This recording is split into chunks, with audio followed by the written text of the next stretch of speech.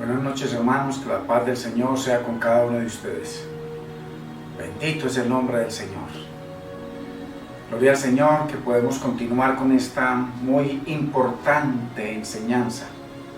Es una bendición el poder entender la palabra, el poder analizarla en libertad, no condicionados por un concilio, por pastores, sino en libertad, abrir la palabra, meditar en ella, permitir que ella se interprete, que ella misma se traduzca, que ella sea el diccionario de lo que Dios escribió a través de todos estos hombres que Él escogió y que inspiró para que su palabra quedara completa, los 66 libros. Como dice el Salmo 119, 160, la suma de tu palabra es verdad. Entonces, qué importante y qué maravilloso que podamos continuar con esta enseñanza del anticristo y el hombre de pecado. Estamos en la número 28 y continuamos entendiendo estos principios. Hay uno que vimos anteriormente que es importante que lo tengamos en cuenta porque hemos visto en la enseñanza pasada dos principios muy tremendos, imposible de dejarlos a un lado, como siempre lo hicimos toda la vida, la iglesia lo hemos hecho, que es la obra terminada de Cristo en el primer siglo y los días postreros en el primer siglo. Y a esa le añadimos la apostasía. No una apostasía, no lo que se ve hoy en día, no es nada, eso no es apostasía. Gente que se aparta del evangelio y se dedican al mundo, bueno, un condenado, ya. Pero la apostasía logró que todo un pueblo, que casi todo un pueblo se condenara. Ojo, para que no sigamos diciéndole apostasía a nada de lo que ocurra hoy en día, nada, por perverso, maligno, malvado que usted o yo lo miremos. No tiene que ver nada. Millones de años luz lejos a la apostasía contextual del primer siglo, a ese grande principio que sin él es imposible entender la escatología bíblica. Y a esa apostasía le agregamos los días postreros, o la consumación de los siglos, o el cumplimiento del tiempo, o los últimos días de ese pacto de la ley, de ese reino de Jerusalén, Jerusalén, que mata a los profetas. Entonces, muy importante, y de la obra terminada de Cristo. Aquí, en esos tres principios, hermanos, si usted y yo logramos entenderlos, verlos en la Biblia, como Dios los escribió, como Él los puso y como Él mismo los interpreta, hermanos, vamos a entender la escatología bíblica, la escatología de los últimos tiempos, sin ningún problema. Lo que el Señor nos permita entender. Entonces, muy importante que estamos viendo el contexto bíblico para poder entender de que lo que dijo Pablo hace 2000 años es real y que lo dijo en los postreros días. Y que se lo dijo a una audiencia que lo estaba viendo y escuchando, y no a usted ni a mí. Entonces, muy importante, hermanos, que podamos darle lugar a eso en nuestra vida, que nunca antes se lo habíamos dado lugar. ¿Por qué? Porque estábamos condicionados por concilios, por ministros, por pastores, por dueños.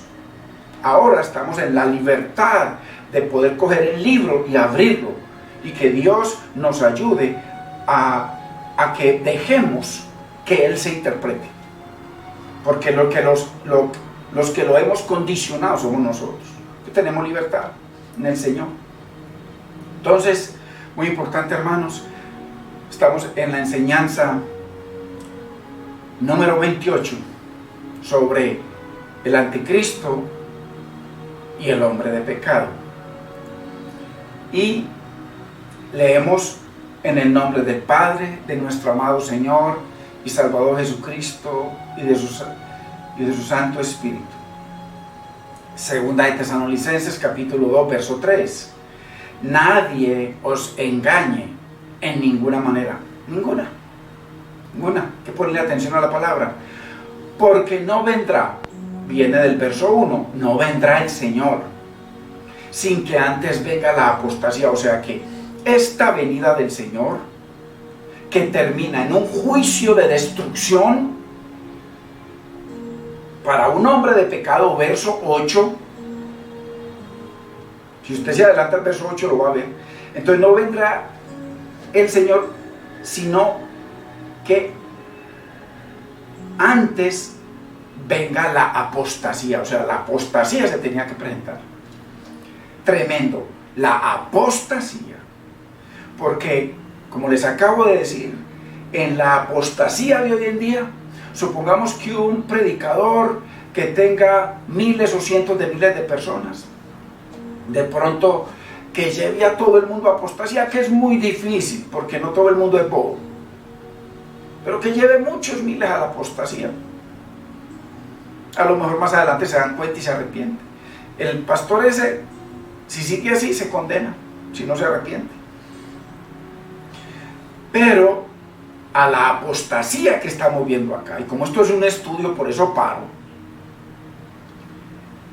es otra cosa, es una cosa del tamaño de la redención, de ese tamaño.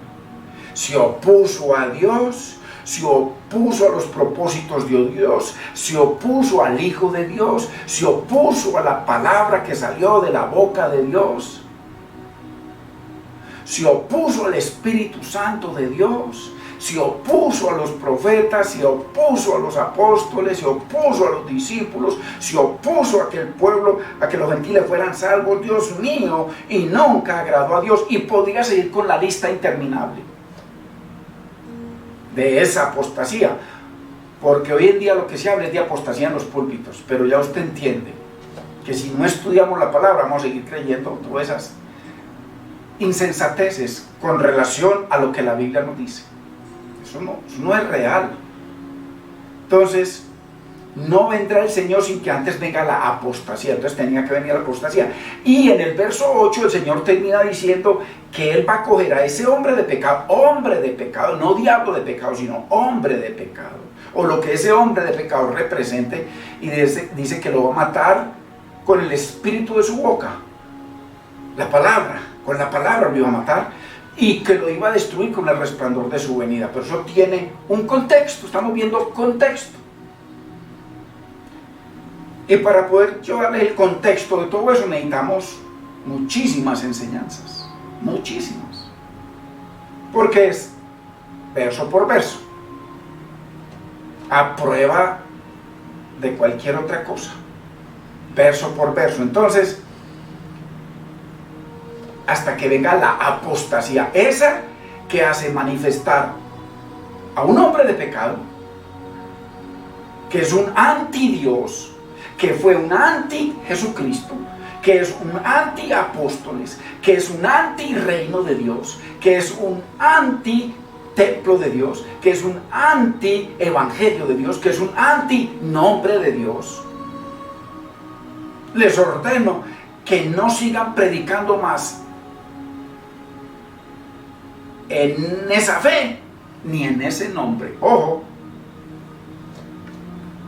sumo sacerdote. Entonces, porque no vendrá el Señor sin que antes venga la apostasía y se manifieste el hombre de pecado, el hijo de perdición, el cual se opone, un hombre, y se levanta, se opone y le declara la guerra contra todo lo que se llama Dios, todo lo que tenga que ver con Dios. O sea, todo lo que usted crea que tiene que ver con Dios, contra eso se levantó ese hombre de pecado o lo que lo represente. Imagínense, que la oración, que el Espíritu Santo, que las bendiciones de Dios, que las promesas de Dios, que la salvación del Señor, que la sanidad del Señor, todo lo que usted se imagine de Dios, aquí lo dice textualmente: contra todo lo que se llame Dios se levantó un hombre. Ojo, un hombre que podía ese hombre traer más bien a todo el pueblo a los pies del Señor, porque era el que tenía la más grande autoridad. Y en ese nombre debía tener aquí una placa que decía: santidad al Señor, pertenezco a Yahweh y soy solo de Yahweh, vivo para Yahweh y moriré para Yahweh, como lo declaró Pablo. Para mí el vivir es Cristo, Yahweh, y el morir es ganancia. Solo me glorío en la cruz de Cristo, en el crucificado. Me he propuesto no saber entre los hombres nada, sino a Cristo y al crucificado. Cada día muero. Todo era Cristo, todo era Dios. Entonces, esa plaquita la debería tener aquí ese hombre. Pero, más bien, dice, se opuso contra todo lo que se llama Dios. Así que usted y yo podemos coger una lista de todo lo que se llama Dios, y le digo que vamos a escribir muchas cosas. Contra todo eso se opuso el hombre de pecado. Mírenlo aquí textualmente, a prueba de nuestra ignorancia. Aquí lo dice, no hay sino que leerlo. Se opuso y se levantó contra todo lo que se llama Dios, o es objeto de adoración para Dios. Pero no solo eso, además se sentó en el templo de Dios. Se sienta en el templo de Dios como si fuera Dios. ¡Qué tremendo! Como si fuera Dios. Y además usurpa el lugar de Dios, haciéndose pasar por Dios. O sea, yo represento a Dios.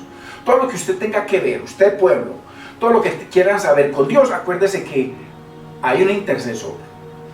El sumo sacerdote, desde que el Señor inauguró ese ministerio, era la intercesión entre Dios y los hombres. Entonces, todo lo que este pueblo quiera saber de Dios, o entender de Dios, u ofrecerle a Dios sacrificios o lo que quiera, ya saben que no pueden llegar allá, sino que es a través mío, sumo sacerdote. Ojo, si no hemos estudiado nunca el tabernáculo, no vamos a entender estas cosas. Pero la escuela bíblica Camino de Santidad, hay un grupo de personas que estudiamos todo esto, años, por lo menos 3 años estudiamos. Primero fue 1 año y medio, 2 años, después 1 año, o 1 año y medio. Entonces, para poder entender estas cosas, el sumo sacerdote era el que entraba al lugar santo y al lugar santísimo a ofrecer ministerialmente lo que tenía que hacer, y ofrecer un sacrificio por él, por sus pecados, porque era pecado, y después un sacrificio por el pueblo. Y si él era aceptado su sacrificio, entonces el pueblo era perdonado a través del sumo sacerdote. O sea que el sumo sacerdote llevaba al pueblo a la presencia de Dios 1 año más, o era castigado él y el pueblo 1 año. Por eso es que hay un nuevo sumo sacerdote, entendamos, un nuevo intercesor entre Dios y los hombres, Jesucristo. Hay que entender la palabra, hermanos. Si no entendemos estas cosas, vamos a seguir en total tinieblas, y vamos a seguir en el cultico de siempre, sin entender nada, pero yendo a adorar, a cantar y a llorar. Y eso es partecita de lo que Dios quiere. Pero si no entendemos la palabra de Dios, dice que Pablo, que él no se cansó de enseñarles todo el consejo de Dios. Dios nos deja todo su consejo, 66 libros, para que los tengamos en cuenta, para que meditemos en ellos. Inclusive en el libro de Apocalipsis, ahí en el primer capítulo, ahí en los primeros versículos 1, 2 y 3, ahí habla de tremendas bendiciones para los que leen y entienden y ponen por obra. Entonces, muy importante, hermanos, que este hombre de pecado pudo haber llevado a todo el pueblo a la presencia de Dios, tal como lo dice Juan capítulo 11 verso 48. Este hombre, Jesucristo, hace muchas señales. Si lo dejamos así, si lo dejamos vivo, todo pueblo, todo Israel va a creer en él. ¿Cuál es la función de él? Llevar a todo el pueblo a la presencia de Dios. ¿Y qué fue lo que hizo este hombre? Si lo dejamos vivo, todo Israel va a creer en él. Y después declaró, nos conviene que este Jesús muera. Y no que todo el pueblo perezca y nos destruya el templo, el negocio más grande del mundo, el templo. Es muy importante que si no entendemos estas cosas tan sencillas, no vamos a entender, hermano, nada, estamos perdiendo el tiempo. Y vuelvo y le digo, esto es para gente bien estudiosa, para gente bien estudiosa, para pastores, para maestros. Es la palabra de Dios que se está desglosando. Y es para usted y es para mí si le ponemos atención, si meditamos, si le damos lugar a esta palabra en nuestras vidas y vamos y confrontamos lo que se está enseñando aquí con la palabra de Dios. O si no, bueno, el que guía el Espíritu Santo. Entonces esto no necesita genios, pero esta palabra debe ser, ¿para qué? Para que saquen a todo su pueblo de la ignorancia tan terrible que nos han tenido. Es una realidad. Y no seguir jugando a la iglesia, que eso es lo que se hace, hermano. Yo lo único que veo es que siempre se ha jugado es a la iglesia. Y no hay conocimiento de Dios, no hay entendimiento de Dios. Como tal, no le podemos dar la gloria a Dios que es debida. Como tal, no podemos ver el tamaño de Cristo, lo seguimos viendo como el Señor caído. Como tal, cualquier cosa que ocurre, ay, ahí está la ira de Dios o la gran tribulación. Como les decía, si viene un huracán a Colombia, muchos religiosos dirían, oiga, la ira de Dios, un huracán a Colombia. Hermanos, para Estados Unidos, México y todas esas islas, cada año, no le cuente a nadie, cada año, hay más de 17 huracanes, cada año.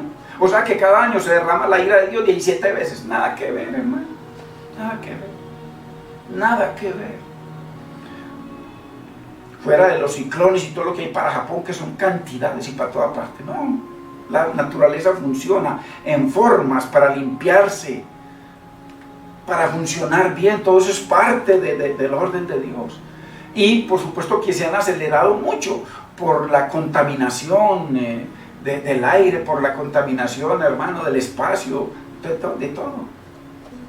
Por el mal trabajar la tierra, por todas esas explosiones nucleares que hacen, inclusive dentro de la tierra, para sacar petróleo, por dinero. Entonces, muy importante, hermanos, que este hombre se opone y se levanta contra Dios, se sienta en el templo de Dios como si fuera Dios y se hace pasar por Dios. Entonces, él tenía la función de intercesor entre Dios y los hombres, el sumo sacerdote. En la época de Cristo, Moisés, en la época del primer testamento, Moisés la hacía como el Mesías, que iba a llevar el pueblo a la tierra prometida. Después fue Josué y ahora fue Cristo. Y entonces mientras venía el Señor, estaba el sumo sacerdote, que era delante de Dios había reyes, delante de Dios él era el que se entendía con Dios. Él era el que llevaba al pueblo a la presencia de Dios. Entonces, muy importante, haciéndose pasar por Dios. Y en vez de hacer lo que le correspondía según la diadema que debería tener aquí puesta, pertenezco a Yahweh, apartado para Yahweh, para los propósitos de Yahweh. Dice, se le opuso a Yahweh y a todo lo que Yahweh representaba, a todo el culto de Yahweh y a todo lo que tenía que ver con Dios. Ojo, esto es para analizarlo y para estudiarlo muy profundamente, solamente esto. Entonces, muy importante, verso 7, saltamos del verso 4 al verso 7, porque ya está en acción el misterio de la iniquidad. Ojo, hablan de que el misterio de la iniquidad futuro, misterio de la iniquidad, usted sabe lo que es que el Señor haya sacado a su pueblo de Egipto, que haya enviado sus hombres, que haya hecho milagros y maravillas y mostrarles, llevarlos al monte, hablarles personalmente Él, santificarlos, guardarlos, protegerlos, defenderlos, que hicieron siempre lo malo delante de Él y les da un chance el Señor, les da lugar a que se arrepientan, les da después de que hayan hecho todo lo malo delante de Dios, que mataron a sus profetas en el primer testamento, que mataron a los hombres de Dios, Lea, por Dios. Yo estaba leyendo y yo me aterro. Cómo mataban los profetas, lo que hicieron con Jeremías, Dios mío. Etcétera. Y cómo el Señor les da 70 semanas de años o 490 años para que se pongan a cuentas. Ahí es donde el Señor ve al sumo sacerdote, Josué. Dice que viene Satanás a acusar a Josué porque tenía vestiduras viles. Delante del enemigo no había una sola cosa por la que no debía ser condenado, juzgado y destruido el sumo sacerdote. A eso se refiere. Vestiduras viles. Y dice que el Señor le da una nueva oportunidad, porque eso fue ahí cuando destruyeron el templo. Ya venían a construir el nuevo templo de Nehemías. Y entonces el Señor les daba chance hasta que viniera y les dio 490 años. Pero todo era vil. Al punto que el Señor no les habló más hasta que vino Juan el Bautista. Bueno, todo esto hay que estudiarlo. Y entonces viene y el sumo sacerdote lo que tenía que hacer no lo hace. Entonces, ¿qué misterio de iniquidad es que el pueblo de Dios, al que Él siempre se esforzó por ellos, siempre hicieron lo malo delante de Él? Dice que cambiaron su bendita y preciosa palabra por la pluma mentirosa del Talmud de los escribas y de los ancianos y maestros. Y sin embargo les da chance. El Señor sabía lo que estaban haciendo. Lo que hicieron en el templo, dice, mira todo lo que hacen estos hombres, lo que hace Israel, lo que hace el sumo sacerdote para sacarme de mi santuario. Ezequiel 8, 9, 10. Misterio de la iniquidad, y que venga, después de todo ese chance, que venga el Señor. No solamente que se cansó de mandarle sus profetas, de mandarle sus mensajeros, sino que viene el Señor y le sigue mandando profetas, le sigue mandando los apóstoles, le sigue mandando los discípulos. Y dice, no, a todos los mataron. Y después dice, les voy a enviar a mi hijo, también lo mataron. ¿Y sabes qué? Matémoslo para que nos quedemos con su herencia. Mateo 21, 33 creo en adelante. Tremendo. ¿Y a quién les está hablando ahí? Verso 23, Mateo 21, 23. A la cúpula, al sacerdocio, a la cúpula, al Sanedrín. Ahí estaba el Sanedrín. A eso era lo que les estaba hablando. Entonces, muy importante, misterio de iniquidad. Que le mataran a todos sus discípulos, que mataran a todos sus enviados, que cojan la palabra de Dios y la tiren a la basura, la tiren tras sus espaldas. Eso está en la Biblia en cientos de versículos. Que pongan su propia Biblia, su propio Talmud, que ellos lo llaman, y que la palabra oral. Que sabemos que todo eso es una perversión de la verdad de Dios. Hermanos, que venga el Señor, que pisoteen la palabra del Señor, que pisoteen a sus discípulos, que pisoteen a los maten, los asesinen, a sus profetas, y que lo maten a Él. Y que no reciban el reino y que se apoderen ellos del reino y que además se asocien con un socio muy poderoso, hermano, y se casen, se divorcien del Señor. Hermano, el misterio de la iniquidad ya estaba hace 2000 años, sino que estos pastores lo traen, es que para un futuro, muéstreme algo siquiera parecido de perverso. Entonces, para que haya algo siquiera parecido, tiene que volver a nacer Jesucristo para que vuelvan a matarlo, tiene que volver a nacer los apóstoles y profetas y los discípulos para que vuelvan a matarlos. Hermano, por Dios, Dios mío, esto es sentido común. Yo ya estoy mirando esto simplemente como sentido común. Pero así lo expresa, así de fácil lo expresa la palabra. Lo que pasa es que una verdad nos lleva a otra verdad. Entonces es muy importante, porque ya hace 2000 años está en acción el misterio de la iniquidad. Ya vimos alguito de lo que es iniquidad. Iniquidad en un futuro no existe. No existe. De ese pastor que les decía que mientras estaban adorando al Señor, estaba ahí la gente postrada adorando y cantándole alabanzas y adoraciones, y él allá los dividía una puerta, abría la puerta y se iba a acostarse con las hermanas de la alabanza y que servían en la iglesia. Ese es un perverso. Pero si ese perverso se arrepiente, Dios lo perdona. Así de sencillo. Lo único que no tiene perdón es el pecado imperdonable, que es continuar en la maldad y hasta que ya no hay más remedio. Lo que le ocurrió a esa generación, Jerusalén, que la palabra lo prueba y la historia lo prueba, que ocurrió en el año 70. A partir de ahí todo eso desapareció eternamente y para siempre. Lo que hay hoy en día son cosas de hombres, negocios de hombres. Si usted va y mira la moneda de Israel, la moneda como si fuera el dólar de Estados Unidos, ahí está la cara de Rothschild, la familia Rothschild. ¿Usted por qué cree que se desarrollaron? Por obra y gracia del Espíritu Santo, no, porque hubo billetes por tonelada, los más ricos del planeta Tierra. Dios mío. Ay, Señor bendito, qué ignorancia. Y todo eso lo acreditan es que a los milagros de Dios. Ay, Dios mío bendito, si allá sacaron a Dios. Si el mismo Netanyahu dice que quiere poner el Talmud como la constitución de ese país. Que para lograr ese país tuvieron que matar miles, cientos de miles de palestinos y ya apoderarse de eso. Con la venia de la ONU, que Rothschild les dio el cheque para que le regalaran el edificio de la ONU, Rockefeller. En fin, hermano, todo esto es una realidad. No estamos en contra de nadie, estamos hablando de la verdad de Dios contra todas las mentiras que nos han enseñado y siguen enseñando. Pero esto no es contra nadie, es la verdad de Dios, porque ya está en acción el misterio de la iniquidad, solo que hay quien al presente, hace 2000 años, la detiene, hasta que él a su vez se ha quitado del medio. El que lo detenía, no sabemos qué es, algo lo detenía. Ah, si usted no sabe quién lo detenía, entonces fue porque no pasó, no fue destruido pues todo en el año 70, no pasó. Y no solamente fue destruido el pueblo, ellos los llevaban esclavos a diferentes partes del mundo, a Roma, a Egipto, a muchas partes. Destruyeron la genealogía, destruyeron el templo, destruyeron las ciudades, todo, no quedó nada. Entonces, ¿quieren más pruebas? Ah, que si no muestra el nombre de hermano, por amor de Dios, como el caso que les ponía el ejemplo. Si a usted le roban su casa y entonces va a la policía y les dice, no, muéstreme a ver el nombre de quién fue el que le roba, no, entonces usted no le robaron nada, no están las pruebas. Entonces, 8, y entonces se manifestará aquel inicuo. Mire, verso 8.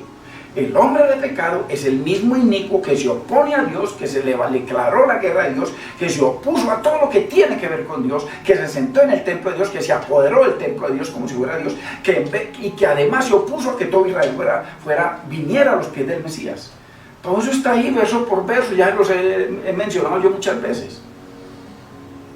Juan 11:48, lean. Entonces se manifestará aquel inicuo.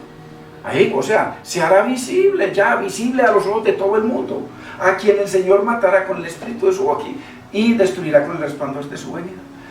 No se refería a que el Señor venía listo en un caballo blanco, con una espada a pelear con él y matarlo, nada que ver, hermanos.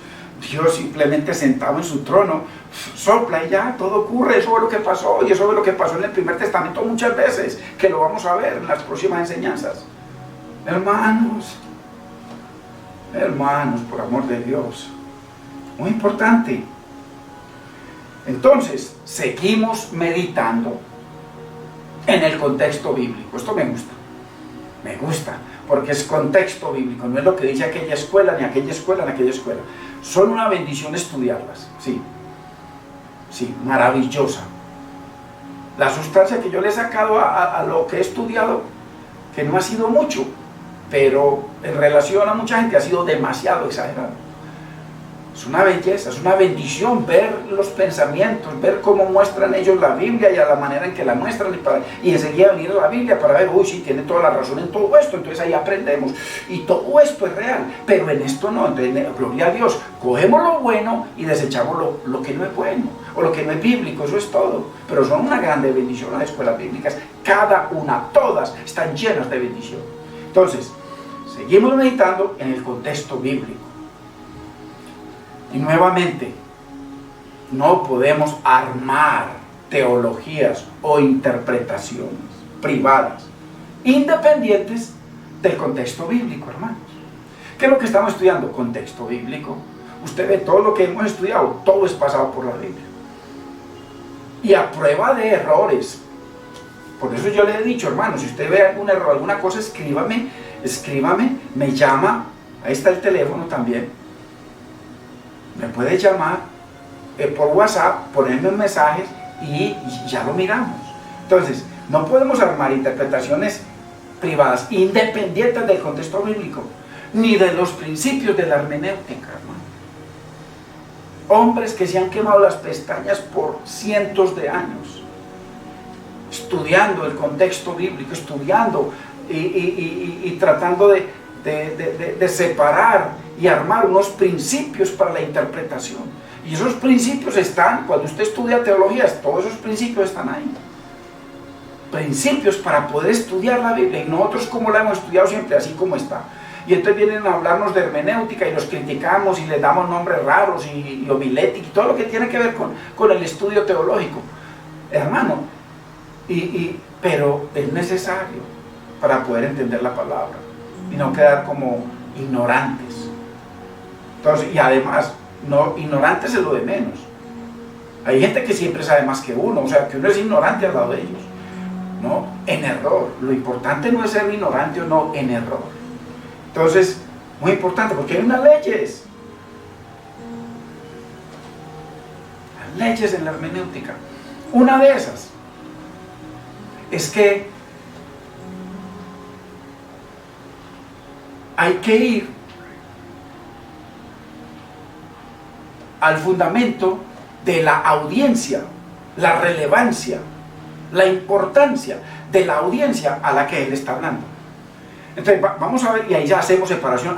No me está hablando Pablo a mí, sino que me está mostrando ahí las cosas que se escribieron y que se cumplieron históricamente hace 2000 años, o 2500 o 3000 años. Para mi aplicación se escribieron. Sí, señor, entonces yo debo aplicar los principios de vida para mi vida. Y entender de que eso ya se cumplió.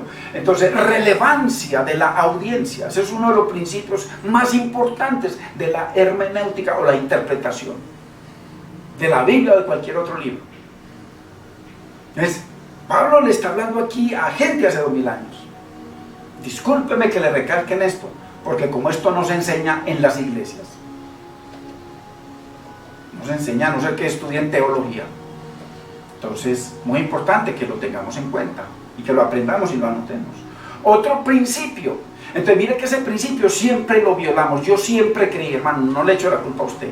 Yo siempre creí que Dios me está hablando a mí.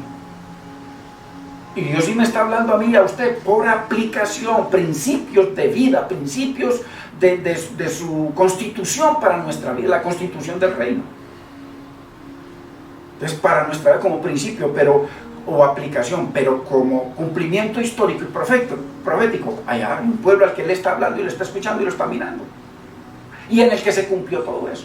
Entonces, ese otro principio bíblico, también tan importante como eso, más importante, la Biblia interpreta la Biblia, o sea que la interpretación de cualquier hombre no vale. La miramos para ver si está de acuerdo con la Biblia y aprendemos de lo que Dios le permitió entender a ese hombre. Gloria a Dios, sí, aprendemos y nos lleva a la luz. Porque hay gente que Dios la honra, porque ellos honran a Dios estudiando y matando y estudiando porque aman al Señor y aman la palabra. Y a veces los que aman al Señor y aman la palabra, a veces estamos en error. ¿Por qué? Porque malinterpretamos las cosas. Entonces, ¿qué tenemos que hacer? Ir a la Biblia. Estoy en un error, entonces lo corrijo. Eso es, pero mire que hay varias escuelas de interpretación. Entonces, la Biblia interpretando la Biblia. No importa que los hombres interpreten y tengan sabiduría y mucho conocimiento, gloria a Dios por ellos. Pero eso hay que pasarlo por el filtro de la Biblia. Entonces, la Biblia interpretando la Biblia, que eso es lo que Dios exige. Por eso dice Pedro que la palabra del Señor, que no es de interpretación privada, dice que tenemos la palabra profética más segura. Entonces, si va a hablar de profecía, aquella escuela que no, tenemos la palabra profética más segura, dice Pedro, a la cual hacemos bien en estar atentos como a una antorcha que alumbra en lugar oscuro. Lo oscuro nuestra vida, oscuro nuestro entendimiento, y alumbra hasta que el día esclarezca, hasta que venga la luz y el Señor traiga esa revelación a nuestras vidas y nos transforme y nos ayude a ver su revelación y su poder y su gloria y el cumplimiento verdadero y contextual. Y sigue diciendo, porque la profecía no es de interpretación privada, sino que revela por el Espíritu. Entonces es muy importante. Ese segundo principio no lo podemos dejar a un lado. Hay otro principio, que es que la interpretación es primero toda la vida que la aplicación. Entonces, y no al revés, porque hay muchos que interpretan de que las 70 semanas de Daniel son para el futuro. No, hay que ver qué es lo que interpreta la Biblia y eso aplicarlo a hace 2000 años o aplicarlo a un futuro. Pero ¿qué hicimos nosotros? Le aplicamos todo eso. Por eso que la guerra de Gog y Magog, todo eso va para el futuro. Y esa guerra de Gog y Magog tiene que ver con un templo, tiene que ver con unos postreros días, tiene que ver, hermanos, con Cristo. Y dice que Cristo ya viene por segunda vez sin relación con el pecado. O sea, no viene a tener en cuenta el pecado de nadie, sino únicamente a llevarse a los que le esperan. O sea, a los que nacieron de nuevo. Eso es lo que así dice la versión Dios habla hoy. A los que son salvos.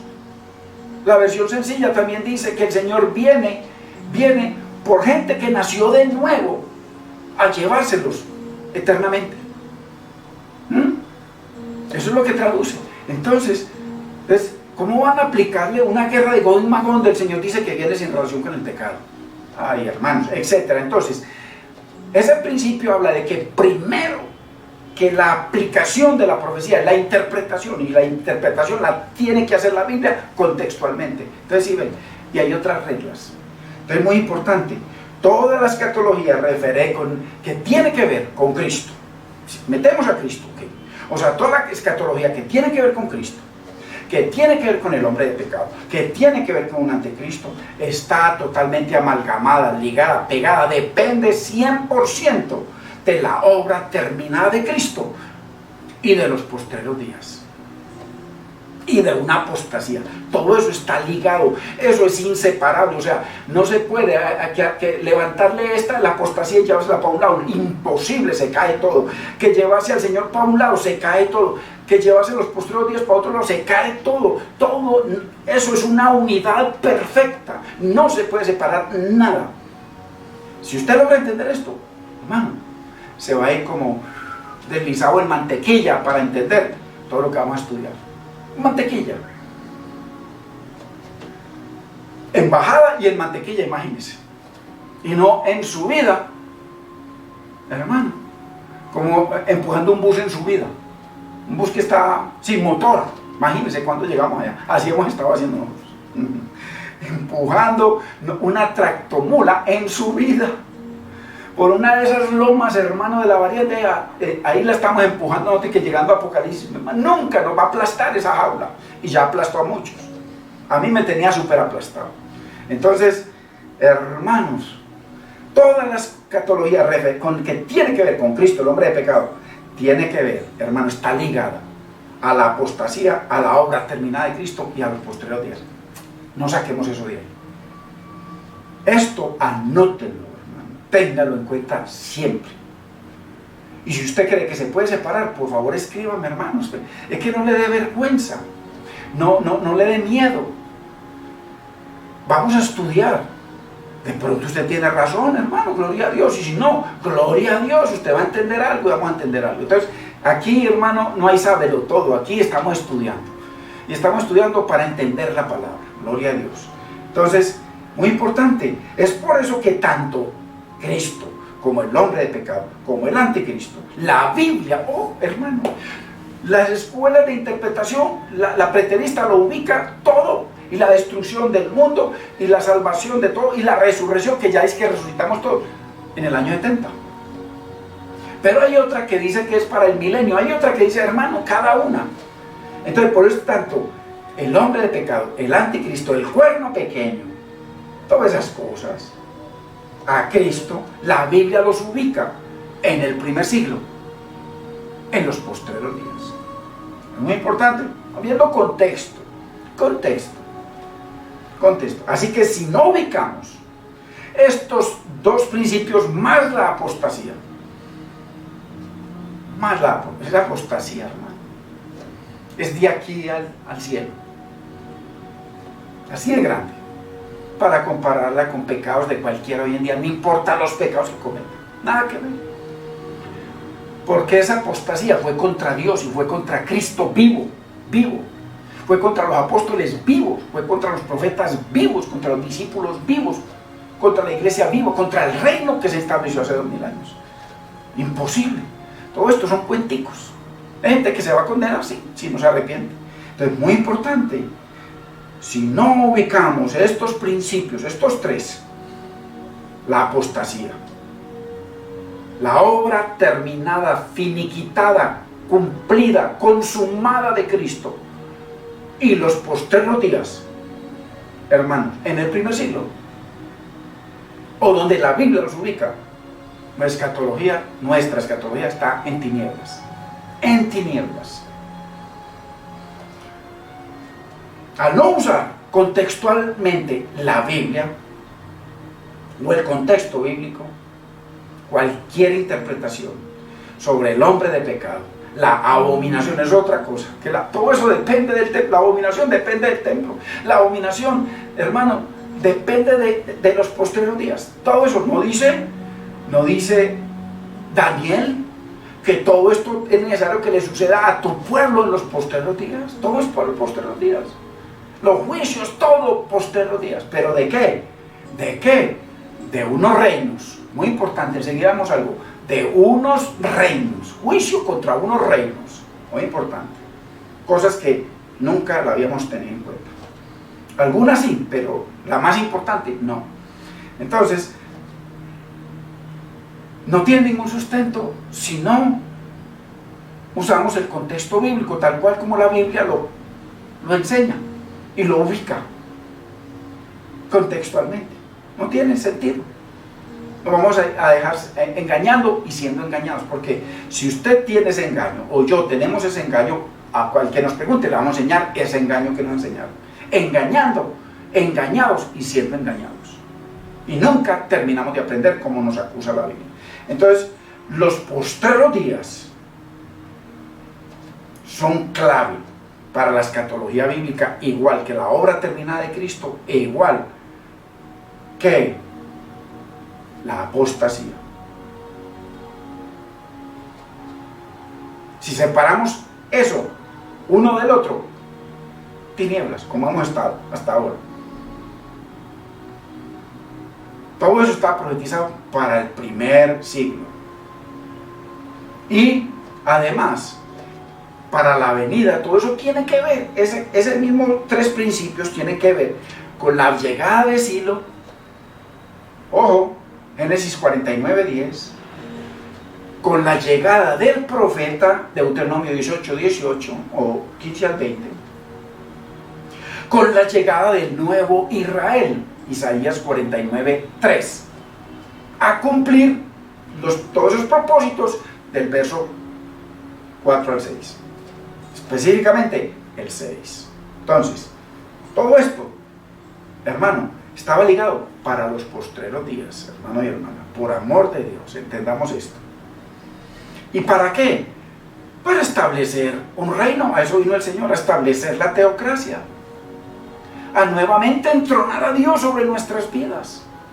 Por eso es que Él mandó, había un sumo sacerdote, mandó un nuevo sumo sacerdote. Había un pueblo, mandó otro pueblo. Había unos sacrificios, mandó otro sacrificio. Había una ley, mandó otra ley.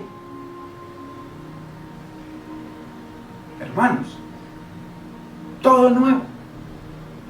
Y para eso tuvo que enviar, para hacer todo nuevo, tuvo que enviar al Espíritu Santo, porque es el que hace todo nuevo todo. Pues, hermanos, para establecer, para eso era que venía en el primer siglo, porque eso ocurrió el día de Pentecostés. Ojo con esto, hermanos. Un nuevo, y además había un pueblo, un nuevo pueblo, había una nación, una nueva nación, había una vieja Jerusalén, una nueva Jerusalén, que la Biblia lo dice claramente. Hermanos, para los que venimos estudiando, que hemos estudiado estos 27 anteriores enseñanzas, usted entiende esto a plenitud, con mantequilla y embajada. O si no, hermanos, me escriben personas: ay, pastor, que es que yo no entiendo esto. Entonces yo le pregunto: ok, hermanita, o ok, hermanito en el caso, ¿ya usted se escuchó la enseñanza anterior? Ah, no. ¿Y se escuchó la anterior? No. ¿Y se escuchó las 5 anteriores? No. ¿Y las 10 anteriores? ¿Y las 20? No. ¿Cómo va a entender, hermano? Entonces, por mucho que yo le explique, que me quede toda la noche explicando, usted no va a entender nada, porque es necesario que tanto usted como yo cojamos la enseñanza número 1, la enseñanza 2, porque cada una va en su vida. Va en su vida, pero con motor, no poniendo una tractomula sin motor. A pulmón. Empezamos a subirla desde acá, desde esta dirección. Calle 1, carrera 1, hermano. Y ya vamos en la carrera 30.000 para abajo, porque antes la tractomula antes nos está llevando más para atrás. Hermanos, muy importante. Entonces, me da pena no poderle responder a hermanos que me escriben de que no están entendiendo tal cosa si no han escuchado. Mi alma me dice que no han escuchado la enseñanza, hermano, imposible. Es que ni yo, solamente Dios puede darle entendimiento. Yo no puedo hacerlo, imposible. Yo necesito ver, hermano, inclusive para cada enseñanza nueva que estoy trayendo, o sea, para continuar, tengo que mirar las anteriores. Hermano, entonces, muy importante, todo es un orden. ¿Usted cómo quiere llegar a primero de bachillerato, de primero de primaria? Imposible. O de kinder. Tiene que estudiar primero, segundo, tercero y pasar a primero bachillerato. Es lo lógico. ¿Cómo va a pretender usted subirse a este edificio de 12 pisos si está en el primero y quiere aparecer en el 12º de una? No, hermano, tiene que coger el ascensor y subir. Uno por uno. Entonces, o subir las escalitas. Entonces, todo esto, la obra terminada de Cristo estaba profetizada para los posteriores días en el primer siglo con la venida de Silo, ya lo dije, del profeta y del nuevo Israel, a establecer un reino cumpliendo el 100% de todos los propósitos y mandamientos que el Señor le entregó para que él viniera a cumplir. Y él le dijo: yo te he glorificado en la tierra, he acabado la obra que tú me diste, Padre, que hiciese. Hermano, así lo siga negando o así usted lo siga contradiciendo. Porque hay gente que no le entra esto. No le entra. Hay hermanos que siguen enseñando tonterías. No les entra. O ni siquiera las están escuchando. Porque saben que los contradice totalmente. Entonces, muy importante, hermanos, a estos dos principios entonces le agregamos el de la apostasía. Si no entendemos estos tres principios, no vamos a poder llegar a Apocalipsis, así estudiemos de aquí para adelante lo que quiera. Y apenas estamos en el primer principio, de más de 16 que están escritos en la pantalla que yo les puse anteriormente. Pero a eso le agregamos el reloj de Dios, ya serían 17. La gran ramera sería 18. Los dos testigos sería 19. Pasamos de 20. Uno por uno. Todo está. Lo que pasa es que solamente Dios puede hacer eso. A mí, como limitado que soy, me toca una por una. Y eso requiere tiempo, años, hermanos. Y como vamos, una vez a la semana, a veces 2 veces a la semana. Debería ser toda la semana, pero ojalá viera el ánimo, el deseo y la gente, hermano, y para esforzarnos más. Entonces, si no entendemos estos tres principios, todo lo que vamos a estudiar, hermano, va a quedar sin entenderse. Esto es fundamental. La apostasía única y la más grande de aquí al cielo en el primer siglo, nunca más. Así digan que van a matar 50.000 pastores, hoy los mataron, no es apostasía. Ese que mató a esos 50.000 pastores se arrepiente y va para el cielo, así de sencillo. A esa gente, a ese apóstata, el Señor los destruyó con el espíritu de su boca, los mató y los destruyó con el resplandor de su venida. ¡Ojo! A esa apostasía, porque dice que el hombre de pecado no aparecerá hasta que no, o sea, Jesucristo no aparecería a destruirlo, verso 8, hasta que no apareciera primero la apostasía. Y en la apostasía se dejaba ver el hombre de pecado, el inicuo y este principio de iniquidad. Es un primer siglo, Hermanos, sin eso, si no entendemos esto, no hay nada. Los postreros días no se refieren, esto es muy importante, hermanos. Muy importante. Recuerde que esto es enseñanza. No puedo correr. Ni me interesa correr, ni voy a correr. ¿Por qué? Porque yo quiero que usted entienda, porque como nunca nos han enseñado esto, todo esto es nuevo para usted, hermano. Nuevo. Inclusive para mí, es nuevo. Entonces, no podemos correr, porque es algo nuevo. Es como que se haga una carrera de ciclismo y nunca, o de motos, o de carros, y nunca han estrenado esas pistas, y son curvas y bajadas y de todo. Todos se van a matar, no van a quedar uno solo vivo. Primero tienen que ir despacito a mirar por dónde es. Y entonces cuando arranque la carrera ya más o menos saben, no, si no se van a los precipicios, hermano. Así es acá. Como todo esto es nuevo, hay que ir despacito. Los postreros días no se refiere al fin del mundo. Muy importante, hermanos. Los postreros días no tiene que ver con el fin del mundo, que esto en la mayoría de la iglesia cree, que los postreros días, la consumación de los tiempos, los últimos días, se refiere a cuando venga el Señor y acabe con todo. Cero, nada que ver. Es a los postreros días de unos reinos, a los postreros días de una ley, a los postreros días 490 años, esos últimos años eran los postreros. Y las consecuencias para que el Señor ejecutara lo que había predeterminado anteriormente. Pero los postreros días no se refiere al fin del mundo, ojo con esto, hermano.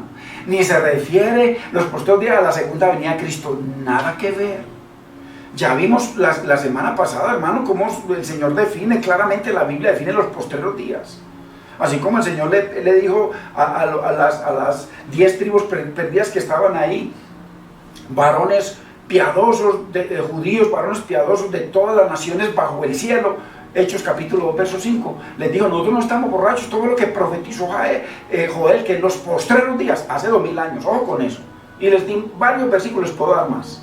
Entonces, los postreros días no se refiere al fin del mundo, hermano y hermana, sino al fin del reino judaico, al fin del judaísmo, dentro de la teología de Dios, dentro del reino de Dios. Fin, Él iba a establecer una constitución, iba a establecer un rey, iba a establecer un sumo sacerdote, iba a establecer una ley, iba a establecer todo nuevo. Como dice el Padre, he aquí yo hago nuevas todas las cosas, porque lo viejo hedía ya grandemente. Hedía a apostasía en los postreros días. Entonces los postreros días no se refiere al fin del mundo, sino al fin del reino judaico, el judaísmo, o a la unión, ojo, esto es lindo, del barro con el hierro. ¿Se acuerdan? ¿Se acuerdan? Que en el sueño de Nabucodonosor había una estatua y la cabeza era de oro, que lo tipificaba a Nabucodonosor, el reino de Babilonia. El pecho de la estatua y los brazos eran de plata. El reino de Media y Persia, Medo-Persia. Aquí, el torso, aquí, la cadera, de bronce, Grecia, y cada uno correspondía a un animal, a una bestia. Las piernas de hierro, ya van 4. Esto es muy importante, esto es revelador. Ya van 4 reinos: la cabeza de oro, el pecho y los brazos de plata, 2. Aquí, la cadera, esta parte de bronce, van 3 reinos. Las piernas de hierro, van 4 reinos. Y los pies mezclados de ese hierro con barro. Ojo, muy importante. Entonces, la unión del hierro con barro.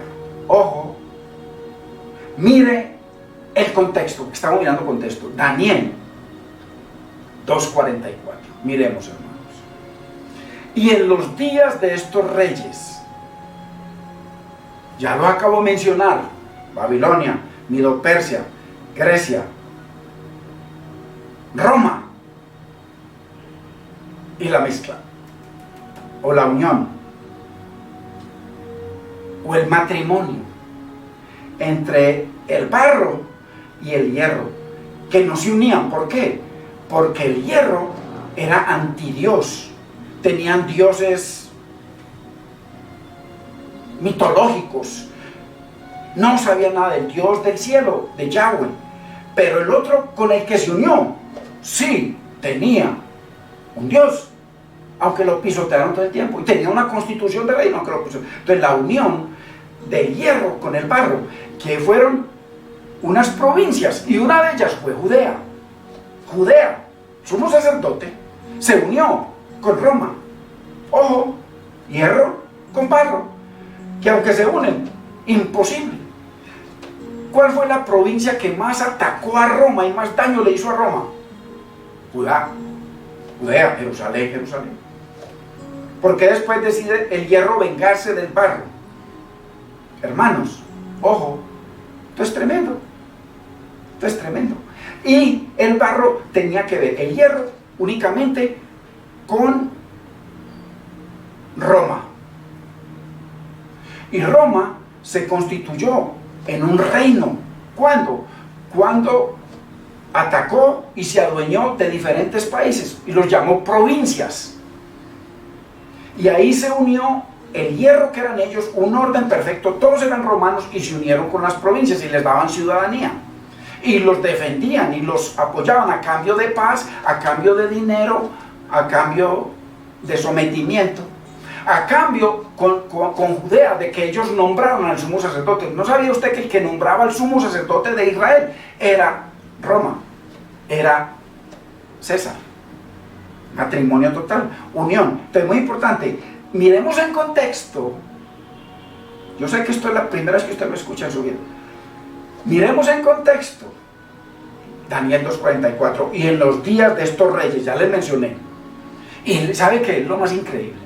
Que cuando permitimos que la Biblia interprete la Biblia desglosa estos reinos y les pone nombre a cada uno individualmente. Ay, hermanos, me da hasta escalofrío pensar en lo descuidado que hemos sido, hermanos. Y en los días de estos reyes, ya los mencioné, el Dios del cielo levantará un reino, ojo, que no será jamás destruido. O sea, él tenía que venir a destruir todos esos reinos, uno por uno, uno por uno. Y lo dice Daniel, que a cada uno lo destruyó, cada uno, tanto el de Babilonia como el de Medo-Persia, como todo eso fue Dios. Ok. Dios, su poder, simplemente está sentado en su trono dando órdenes. Ok, entonces del Dios del cielo levantará un reino que no será jamás destruido. ¿Cuál es ese reino? El reino del Mesías, el reino que él estableció. ¿A partir de qué él estableció? ¿Qué es lo que dice Isaías 9:7?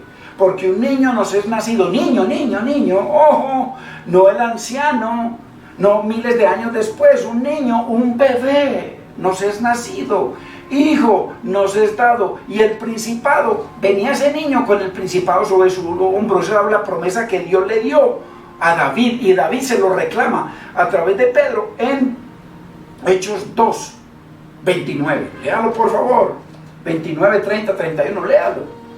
Entonces, y el principado sobre su hombro, y será llamado su nombre admirable, consejero, Dios fuerte, Padre eterno, príncipe de paz. Ojo, él venía a reinar. Entonces, y el Dios del cielo levantará un reino que no será jamás destruido. El reino de Cristo jamás será destruido, jamás. A partir de Pentecostés, jamás será destruido. Vino Natanael, le dijo: tú eres el rey de Israel. Pablo lo reconoció como el Señor. Tomás lo reconoció como Dios y Señor, etcétera, etcétera, etcétera. Biblia, hermanos, verso por verso. Les podría mencionar los versos. Entonces, ojo con esto, que hay una clave.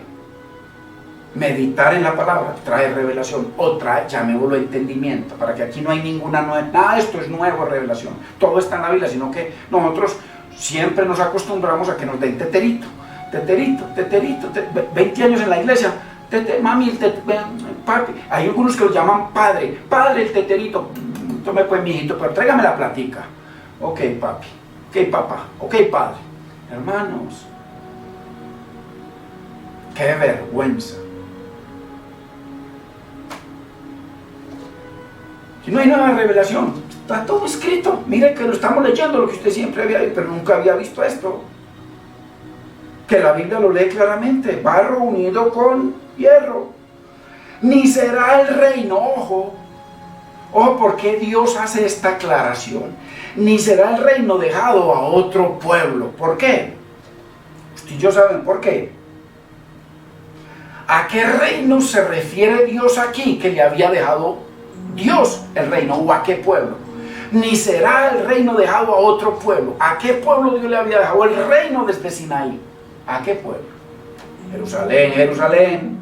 Ojo, que cuando eso era Israel, las 12 tribus, y después se dividieron, ahora están estas a los que vino el Señor, más las tribus perdidas, que Yahweh se divorció de ellos, pero de Jerusalén, Jerusalén nunca se divorció, nunca, sino que mantuvo el matrimonio y les dio 490 años, 70 semanas de años. Les envió el Mesías para pura bendición, para establecer a Yahweh como Dios, la teología, y a su Hijo como Rey, para establecer su reino. Ojo, por eso es que mira al sumo sacerdote Josué sucio, con las vestiduras sucias, y Satanás le dice, o sea, el Señor Jesucristo, que fue el que lo limpió, no tenía forma de refutar las acusaciones, y sin embargo le dice: yo te doy vestiduras nuevas y te pongo una mitra nueva, que en la mitra decía santidad, Señor, sobre tu cabeza. Ojo, eso fue el chance que les dio, a pesar de que todas las acusaciones eran contra ellos. No podían seguir, y el Señor siguió y le dijo: aparte, Satanás, ¿cómo te vas a atrever contra Jerusalén, contra mi pueblo? Ojo, eso es parte de lo que les dio. Eso es parte de la iniquidad tan terrible que habla ahí en 2 de Tesalonicenses capítulo 2. Misterio de la iniquidad. Les dio chance, a pesar de que todas las vestimentas eran sucias. Y cuando vino el Señor, las vestimentas del sumo sacerdocio eran sucias, de todo eran sucias. Y sin embargo el Señor entró a limpiarlos para que se arrepintieran. No quisieron. Ojo, hermanos, ¿a qué otro reino se refiere aquí? De que no será el reino dejado a otro pueblo. ¿A qué pueblo? Hermanos, ¿a qué pueblo en el planeta Tierra Dios le había encargado su reino? Para que fuera luz a las naciones y para que administrara las cosas y el reino de Dios. Ojo, ¿a quién? ¿A qué pueblo? Jerusalén, Jerusalén. Ojo. ¿Y qué dice el Señor? Que nunca más le dejaría su reino a otro pueblo. O sea, que se los había dejado, pero se los iba a quitar. Y Él se iba a sentar en el reino para siempre. Entonces, ¿dónde queda de que Dios va a reinar? Dice que con un Israel en un desierto por allá. ¿Dónde queda? ¿Dónde queda este verso? ¿Lo tiramos a la basura? Como hemos hecho con casi la totalidad de la palabra profética, que es casi un 25 a un 30% de la Biblia. Y que nos contentamos y vivimos una religiosidad de teterito. Ay, hermanos, avergoncémonos.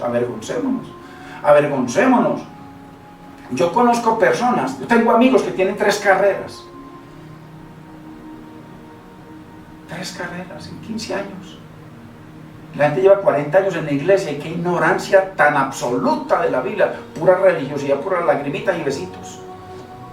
Y canticos. Ay, hermanos. La palabra, tenemos la verdad, la suma de tu palabra es verdad, toda la palabra, 66 libros, la ménora, la luz, las 7 lámparas, 66 partes, 66 libros. Por eso dice: lámparas a mis pies, tu palabra. Ojo, no la religioncita que nos dan, y lumbrera mi camino.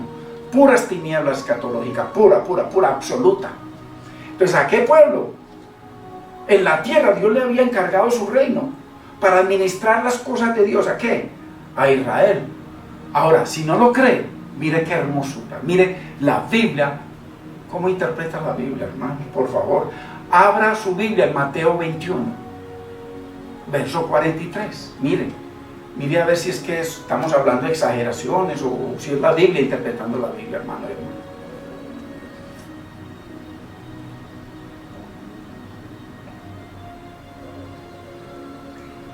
Mateo 21:43. Por tanto os digo,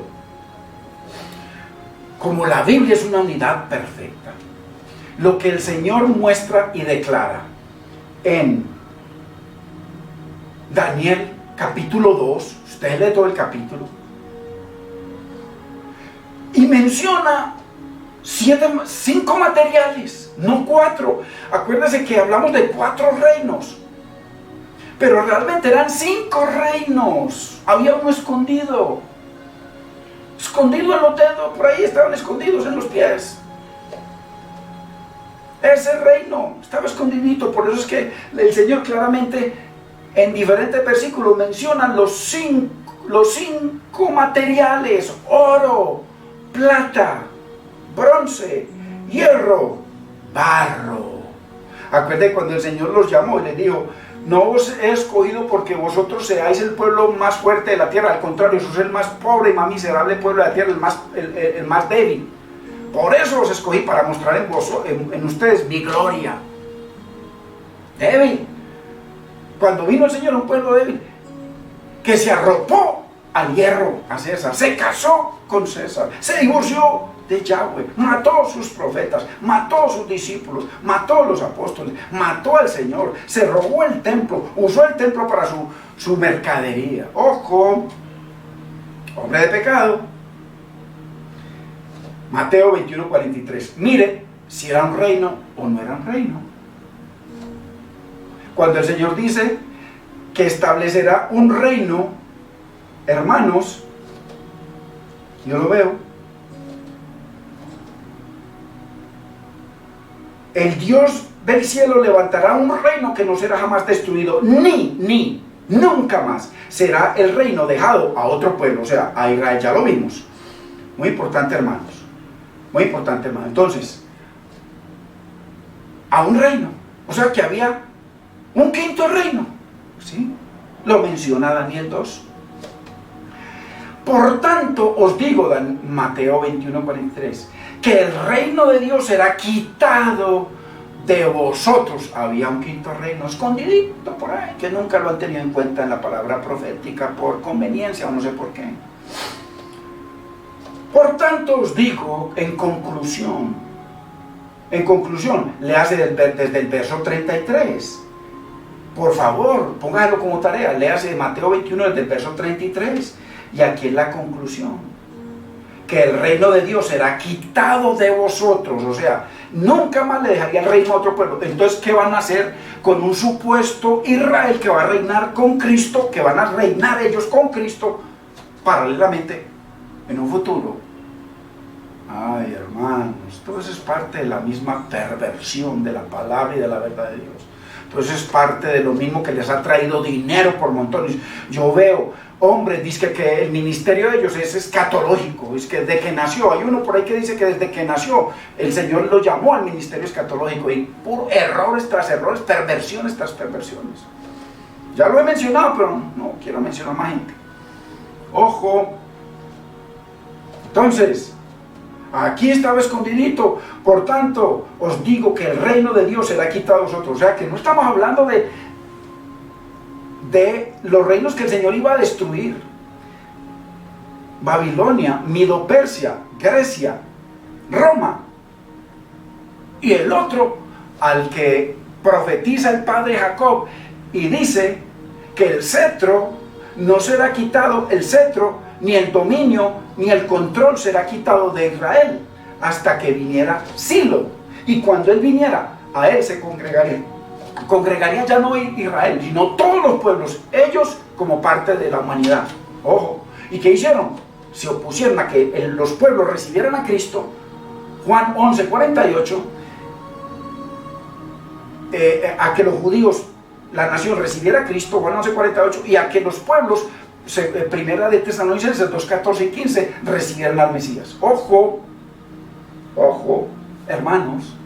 Entonces, muy importante, que había un quinto reino ahí que necesitaba ser destruido, y Dios lo tenía que destruir, el Señor lo tenía que destruir a plenitud, que no queden ni cenizas, como Él lo profetizó muchas veces en el primer Testamento y en el Nuevo Testamento, hermano, para poder establecer un reino solo, y que se identifique. A partir del año 70 existe solamente un reino al que los que Él le quitó ese reino a ellos, se los entregó a la iglesia judío-gentil, y en su gran mayoría, casi la totalidad gentiles. Ojo, que ahí están las 10 tribus perdidas, y nosotros como descendientes. Muy importante. Muy importante. Por tanto os digo que el reino de Dios será quitado de vosotros, o sea, que además de los 4, había otro reino operando. Ojo, que nunca nos lo han enseñado. Contextualmente, según lo que dice el verso 44, eran 4 reinos, ahí lo vimos, más otro, del cual profetizó Jacob en Génesis 49:10. Ya lo acabo de mencionar, del cetro, de Silo que venía. Otro pueblo, Israel. Y al no entregarle el cetro cuando él vino, el dominio y el reino, ¿qué pasó? ¿Qué sucedió? Que como los 4 reinos anteriores, el reino judío fue absoluta y totalmente destruido para siempre y eternamente. O sea, que un reino que va a reinar es que en un milenio con Cristo. Eso es parte de la misma perversión de la verdad divina. Muy importante, hermanos. Y el Dios del cielo levantará un reino que no será jamás destruido. Ya casi terminamos, hermano. Necesitaba terminar con esto. Ya vimos que estaba profetizado para Israel con respecto a Silo, que ellos iban a reinar con autoridad delegada por Dios. Dios les había delegado la autoridad. Eso es lo que profetiza Jacob en Génesis 49:10. Pero iban a tener esa autoridad delegada y ese cetro y ese reino hasta que viniera Silo, el Mesías. No será quitado el cetro de Judá, ni el legislador de entre sus pies, o sea, el gobernador. ¿Hasta cuándo? Hasta que venga Silo. A él se congregarán los pueblos, incluyendo a Israel. Que eso fue lo que sucedió de todas maneras. El Señor lo tenía planeado y de todas maneras sucedió. Su iglesia, judíos y gentiles. La casi totalidad gentiles. Ojo, nadie. Y mire lo que dice la versión Dios habla hoy, para que la entendamos mejor. Nadie le quitará el poder a Judá, ni el cetro que tiene en las manos, el gobierno, hasta que venga el dueño del cetro, a quien los pueblos obedecerán. ¿Sí ven? Qué claro, hermanos. Así que, en los días de estos reyes, el Dios del cielo levantará un reino que no será jamás destruido, ni será el reino dejado a otro pueblo. Desmenuzará y consumirá a todos estos reinos. Ojo, ahora metamos el quinto, el de barro, y verá que fue totalmente destruido por la Biblia, verso por verso, y por la historia, totalmente reconfirmada de siglo tras siglo. Año 70. Pero el reino que Cristo estableció permanecerá para siempre. Muy importante. Vamos a dejarlo aquí, hermanos. Vamos a dejarlo aquí. Qué bendición preciosa, reveladora, la palabra del Señor. Estamos avanzando, yo sé que sí, muy sólidamente. Los que estamos estudiando, los que tenemos este privilegio. Usted es un privilegiado, hermano, y yo, de recibir toda esta información tan preciosa, tan detallada, tan desmenuzada y tan bíblica, verso por verso. La Biblia interpretando la Biblia y contradiciendo a muchos intérpretes privados. Así que, qué bendición, hermanos.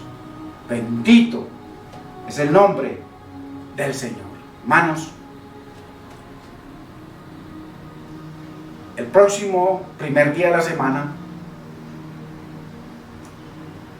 tenemos Santa Cena. Acuérdese que es el mandamiento del Señor. Y para que la celebremos en medio, es que la cena es personal.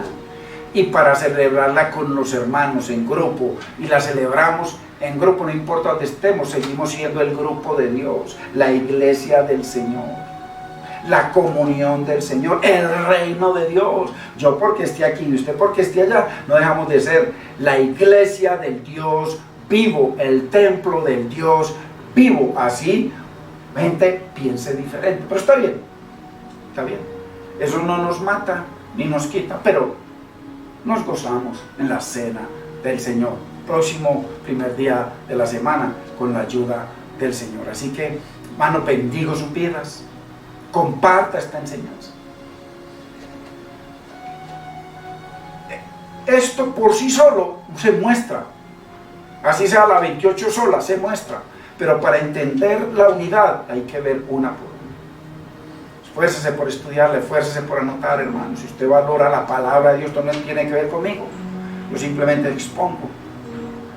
Y, hermano, para que salgamos de las tinieblas y para que con fuerza, con amor, con vigor, con energía, con entusiasmo, hermanos, podamos seguir siendo la iglesia del Señor, que estudia todo el consejo de Dios y no solamente teterito y teterito, hermanos.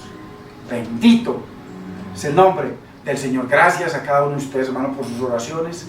Gracias al Señor porque ya esto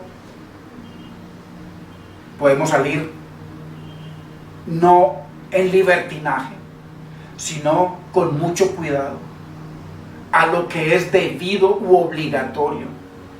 No salir por salir. ¿Por qué? Porque eso está por ahí. Y no tanto por cuidarnos nosotros, sino por cuidar a los que nos esperan. Así que hay que ser responsables, hermanos. Hay que ser responsables. Gracias al Señor. Han abierto ya, declaran de que han abierto muchos lugares, que las iglesias ya se pueden reunir, pero con unas limitantes muy tremendas. Y son supervisadas. Entonces, muy delicado porque para los que son ricos no tienen problema. Pero para los que somos iglesias pobres, que dependemos de la misericordia de Dios, sí hay mucho problema. Porque hay hermanos con mucha necesidad y no le queremos poner cargas a hermanos que ni trabajo tienen. Así que cuando sea el momento que podamos y que la iglesia verdaderamente nos comprometamos sin que sea carga para nadie, bendito es el Señor. Mientras tanto, gloria a Dios. Yo estoy feliz, tanto acá como en un lugar. Mi felicidad no cambia, porque mi felicidad es Cristo y su palabra. Dios Padre, Dios Hijo, Dios Espíritu Santo y su palabra. Ya, aquí o allá donde sea. Sigo amando a mis hermanos, sigo orando por mis hermanos, sigo bendiciendo a mis hermanos.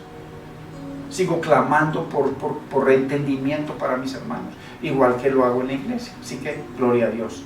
Bendito es el nombre del Señor. Padre, te damos gracias, bendecimos tu nombre. Dios mío, gracias te doy por tu bendita, preciosa y eterna palabra, Señor. Qué fácil, como para niños, como tú nos las muestras, como tú la interpretas, tu palabra interpretando tu palabra, Señor. Y como cada uno de nosotros podemos ver como para niños esta enseñanza.